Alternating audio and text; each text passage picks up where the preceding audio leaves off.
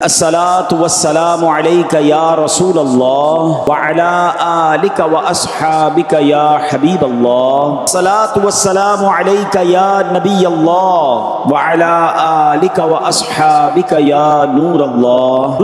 درود پاک پڑھنے کے بہت سارے فضائل اور بڑی احادیث بھی ملتی ہیں۔ ہم سب کی تمنا ہے کہ کوئی ایسا کرم ہو جائے کہ ہم سب نبی پاک کے پیچھے پیچھے جنت میں داخل ہو جائیں۔ سرکار دو عالم علیہ الصلوۃ والسلام کی ایک حدیث ہے، میرے آقا فرماتے ہیں جو دن میں مجھ پر 1000 مرتبہ درود پاک پڑھے وہ اس وقت تک نہیں مرے گا جب تک جنت میں اپنا مقام نہ دیکھ لے گا۔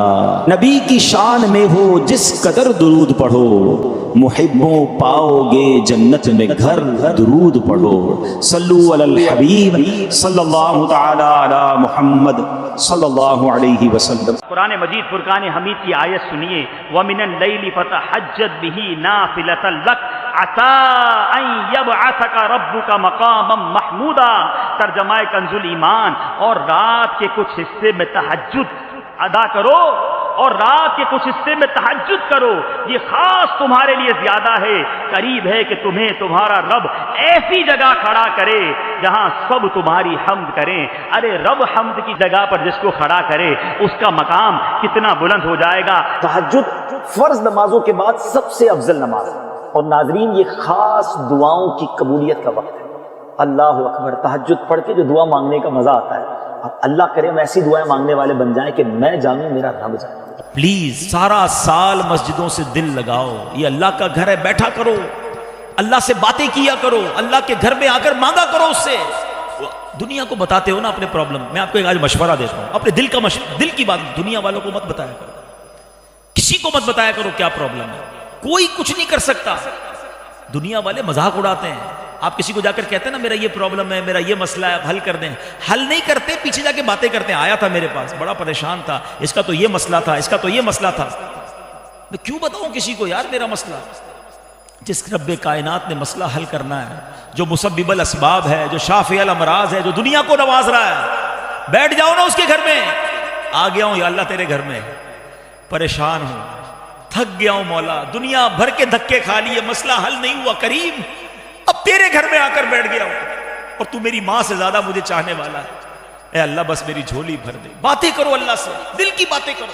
بیمار کا در کو اپنی رحمت کا دروازہ بند نہیں فرماتا، اور رمضان میں ارے راتوں میں رحمت کا ندا دینے والا فرشتہ ندا دیتا ہے کوئی مانگنے والا کہ اس کو عطا کیا جائے، ہے کوئی توبہ کرنے والا اس کی توبہ قبول کی جائے، ہے کوئی مغفرت کا سوالی اس کا سوال پورا کیا جائے۔ تہجد کے فضائل میرے آقا کیا خوب فرماتے ہیں، چنانچہ سید المبلغین رحمت للعالمین صلی اللہ تعالی علیہ وسلم نے فرمایا، بے شک جنت میں کچھ ایسے محلات ہیں جن میں آر پار نظر آتا ہے، ایسے محل ہیں آر پار نظر آتا ہے۔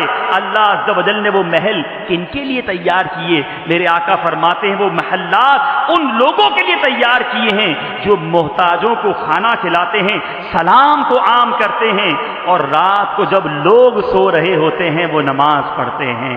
تو اے میرے پیارے اسلام میں 3 عادتیں یاد کر لیجئے میرے پیارے اسلامی بھائیوں، قیامت کا دن ہوگا، حدیث پاک سنا رہا ہوں، الترغیب و ترہیب میں ہے، قیامت کے دن جب لوگ ایک جگہ اکٹھے ہوں گے، ایک منادی ندا کرے گا، کہاں ہے وہ لوگ جن کے پہلو بستروں سے جدا رہتے ہیں؟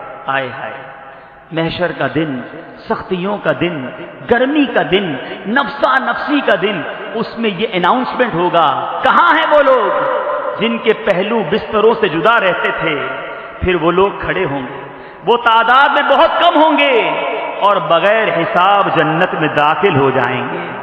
پھر تمام لوگوں کا حساب شروع ہوگا۔ دنیا میں اپنے بستر کو چھوڑ کر تہجد کی عادت اپنانے والوں کو مبارک ہو کہ قیامت کے حساب و کتاب سے ان کو نجات مل جائے گی، اور اعلان ہوگا عزت و اکرام کے ساتھ بے حساب و کتاب وہ جنت میں داخل ہوں گے۔ اللہ تبارک و تعالی ہمیں بھی بے حساب و کتاب جنت میں داخلہ عطا فرمائے۔ ایک آخری حدیث کہ اپنے گھر والوں کے ساتھ ہمارا کیا معمول ہونا چاہیے نماز کے لیے اٹھانے کا، تہجد کے لیے اٹھانے کا۔ آج بچہ اسکول نہیں جاتا، بڑا غصہ آتا ہے، صبح پوچھتے ہیں اسکول کیوں نہیں گئے؟ کبھی یہ ہمیں غصہ آیا، ہم نے کچھ بچے کی سرزنش کی، گھر والوں کو پوچھا کہ آپ نے فجر نہیں پڑھی؟ ہم خود فجر کے لیے وقت پہ اٹھتے ہیں کہ نہیں اٹھتے؟ اللہ اکبر! ایک مرد اور ایک عورت، شوہر اور بیوی کا رابطہ، تعلق نماز کے حوالے سے کیسا ہونا چاہیے؟ میں نے ایک حدیث پاک پڑھی، میں نے سوچا کہ آپ سے شیئر کرتا ہوں اور غور سے سنیے، بالخصوص جو شادی شدہ ہیں۔ ایسا محبت بھرے گھرانے کا خاکہ میرے آقا علیہ الصلوۃ والسلام نے پیش کیا۔ میرے آقا علیہ الصلوۃ والسلام نے فرمایا، جو رات کو بیدار ہو کر اپنی اہلیہ کو جگائے اور پھر وہ دونوں 2 رکعتیں ادا کریں تو ان کا شمار کثرت کے ساتھ اللہ عز و جل کا ذکر کرنے والوں میں ہوگا۔ حضرت سیدنا ابو ہریرہ رضی اللہ تعالیٰ عنہ سے روایت ہے، میرے آقا علیہ الصلوۃ والسلام نے فرمایا، اللہ عز و جل اس پر رحم فرمائے جو رات کو بیدار ہو کر نماز پڑھتا ہے اور اپنی زوجہ کو نماز کے لیے جگاتا ہے اور وہ نہیں اٹھتے نا گھر والے، اگر وہ نہیں اٹھتی تو اس کے چہرے پر پانی چھڑکتا ہے۔ اور اللہ عز و جل اس عورت پر رحم فرمائے جو اپنے شوہر کو نماز کے لیے رات کو جگاتی ہے، وہ نہیں اٹھتا، وہ شوہر کے آنکھوں پر، شوہر کے چہرے پر پانی چھڑکتی ہے۔ اللہ تعالیٰ ان دونوں پر رحم فرمائے۔ اللہ اکبر! ہم سوچیں، آج اپنی زوجہ کو اپنی خواہشات کے لیے، اپنی خدمت کے لیے، اپنے معاملات کے لیے تو ہم تکلیف دیتے ہیں، کب ہم نے اپنی زوجہ کو نماز کے لیے جگایا، تہجد کی اسے تلقین کی؟ کتنا اچھا وہ گھر ہو کہ جہاں شوہر بیوی کو تہجد کے لیے اٹھا رہا ہو، بیوی شوہر کو تہجد کے لیے اٹھائے، بچے جناب جمع ہو کر سحری کر رہے ہوں، روزے رکھ رہے ہوں، عبادت کر رہے ہوں۔ مرحبا صد مرحبا، پھر آمد رمضان ہے، سبحان اللہ۔ کھل اٹھے مرجھائے دل، تازہ ہوا ایمان ہے۔ یا خدا، ہم عاصیوں پر یہ بڑا احسان ہے، زندگی میں پھر عطا ہم کو کیا رمضان ہے۔ تجھ پہ صدقے جاؤں رمضان، تو عظیم الشان ہے، تجھ میں نازل حق تعالی نے کیا قرآن ہے۔ ہر گھڑی رحمت بھری ہے، ہر طرف ہے برکتیں، ماہ رمضان رحمتوں اور برکتوں کی کان ہے۔ سبحان اللہ۔ اب ذرا دیکھیں کہ رمضان آتا ہے تو مسجدوں میں کیسی رونق آ جاتی ہے۔ شاعر لکھتے ہیں، کم ہوا زور گناہ اور مسجدیں آباد ہیں، ماہ رمضان مبارک کا ہی یہ فیضان ہے۔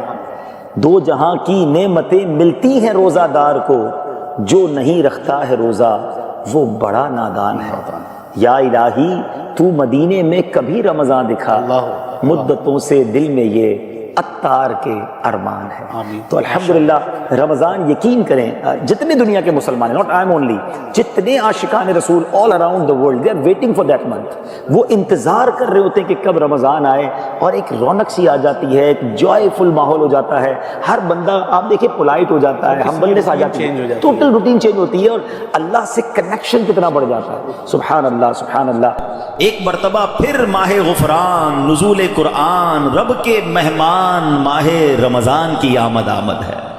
کچھ ہی دن کے بعد یہ اعلان ہوگا، مبارک ہو، ماہ رمضان المبارک کا چاند نظر آ گیا ہے۔ یہ اعلان سنتے ہی انشاءاللہ عاشقان رمضان کے دل خوشی سے جھوم اٹھیں گے، چہروں پر تازگی آ جائے گی، مسجدوں کی رونق بڑھ جائے گی، تراویح کا سلسلہ، فرض نمازیں، کوئی نوافل کی کثرت کر رہا ہوگا، کوئی تلاوت قرآن کا فیض اٹھا رہا ہوگا، سحر و افطار کی رونقیں ہوں گی۔ سبحان اللہ۔ کیا آپ جانتے رمضان مبارک کتنا عظیم مہینہ ہے؟ جی ہاں، وہ مہینہ تشریف لا رہا ہے جسے حدیث پاک میں سید الشہور یعنی تمام مہینوں کا سردار کہا گیا۔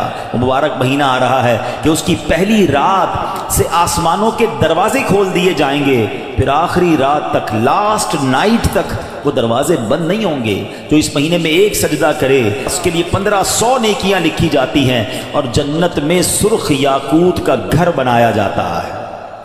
اللہ اکبر۔ سمجھ آ رہی ہے بات؟ ایک سجدے پر 1500 نیکیاں، اور ایک ہی سجدے پر سرخ یاقوت کا جنت میں گھر۔ اب سوچیں جو نفل پڑھتے ہیں، جو پوری تراویح پڑھتے ہیں، ہر سجدے پر کیا کچھ حاصل کر رہے ہیں۔ انہیں سوچنا چاہیے جو تراویح میں سستی کر جاتے ہیں، نوافل میں سستی کرتے ہیں۔ دل پر چوٹ کرنے کے لیے ایک جملہ کہہ دیتا ہوں، باقی پھر آگے چلتے ہیں، کہ اگر یہ کہہ دیا جائے کہ ماہ رمضان میں جو جتنے سجدے کرے گا اسے اتنے 1000 روپے ملیں گے، پھر بتائیں کتنے سجدے کریں گے؟ اچھا جناب،